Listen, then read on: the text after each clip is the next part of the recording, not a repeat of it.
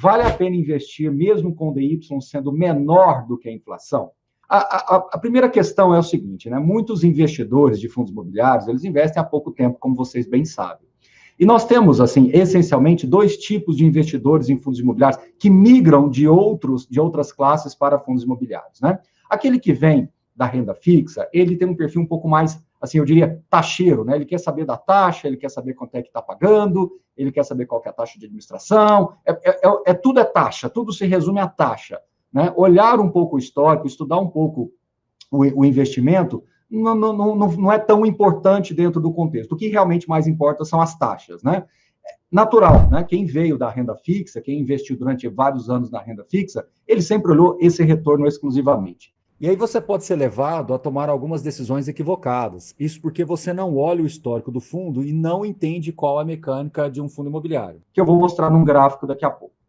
E depois, eu quero mostrar também para vocês que o seguinte, né? O investidor de fundo imobiliário, ele acaba vindo ali também das ações com uma expectativa de que ele vai encontrar grandes valorizações, vai encontrar, assim, outras Magazines Luiza, Vegs, Unipars e etc. Né? Não tem isso em fundo imobiliário. A mecânica do fundo imobiliário é bem diferente. E aqui eu quero trazer um gráfico que eu quero debater um pouquinho com vocês. Em azul, você vê aí os últimos 10 anos de HGLG, que é praticamente a vida, o ciclo de vida do fundo, né? Ele existe aí há 10 anos, então a gente consegue fazer essa análise, né? Então, em azul, nós temos o rendimento do HGLG, considerando cota mais renda, o chamado retorno total, total return, como diz no mercado financeiro.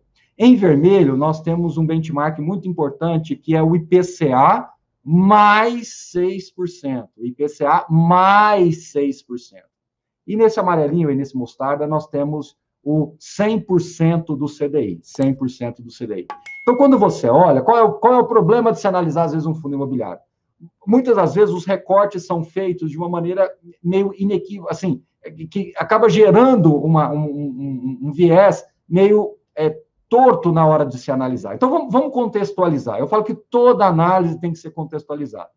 O mercado de fundos imobiliários, ele nasce há mais de 25 anos atrás, só que ele vem com o propósito de ser, assim, muito específico dentro do seu contexto, assim, o fundo leva o nome do prédio, né? Uma estratégia passiva muito específica. Depois, 2008, 9, 10, é que começaram a surgir, de fato, esses fundos mais temáticos, que você tivesse esse mandato mais livre, voltado para uma gestão ativa.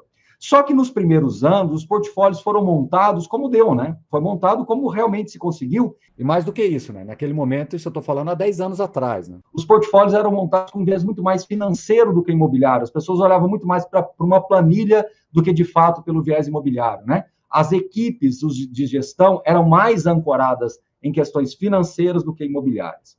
Some isso ao fato de que em 2011, 12, a gente começou a ver uma explosão muito grande de escritórios, e os fundos imobiliários eram muito voltados para escritórios. Eu sei que isso não tem muito a ver com HGLG, mas vocês vão entender o contexto.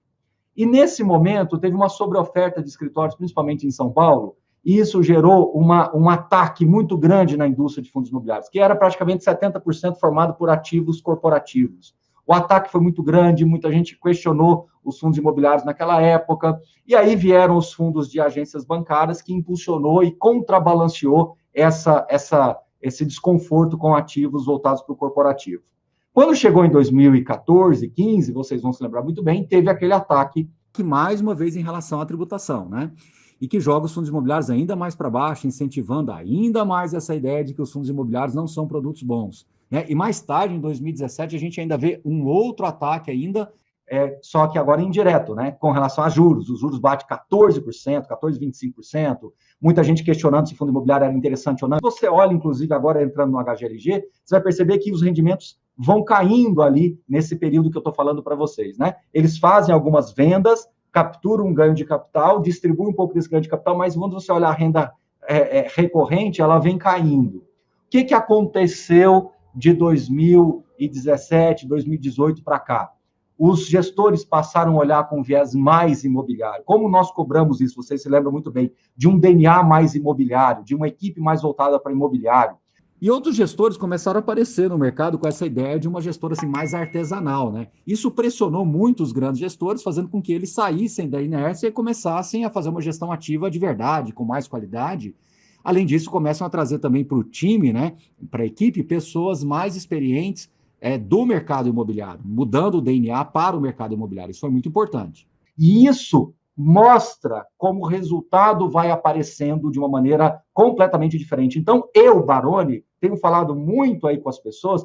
Então, eu digo que a grande virada de jogo dos fundos imobiliários foi realmente de 2018 para cá. Apesar de todo o histórico. Então, o gráfico deixa isso bem claro, de que nós ficamos, assim, meio que muito parecidos com o que é uma inflação, muito parecidos com o que é um CDI, mas depois a gente descola, e aí sim eu acho que agora essa indústria, nos últimos 3, 4 anos, ela se reencontra, e mesmo com todas as dificuldades de pandemia, como foi aí recentemente a questão da tributação de novo, a indústria parece que se reencontrou e hoje a base de investidores é maior, é mais esclarecida, então a impressão que eu tenho é que os fundos que, de fato, praticarem uma gestão ativa de qualidade, isso vai se refletir naturalmente na cota e, de novo, isso que vocês estão vendo para a HGLG, a impressão que eu tenho é que a gente vai começar a ver mais vezes em outros fundos de outras naturezas. Por isso que é importante que os gestores pratiquem uma gestão ativa de qualidade, com viés imobiliário, para que ele possa gerar valor para o seu cotista no longo prazo, tá? Isso precisa de tempo. Então, quando você faz uma pergunta como essa... Comparar os fundos imobiliários, assim, com a inflação, assim, só no último mês ou no último ano, fica uma análise... completamente torta a análise, justamente porque você está olhando um recorte muito curto, muito específico, tá bom? Então, olhando para daqui 5, 10 anos para frente, a impressão que eu tenho, com base no que eu estudo aqui, o que eu vejo no meu dia a dia, é de que nós teremos fundos com um viés mais imobiliário, com uma gestão ativa gerando valor, tá bom?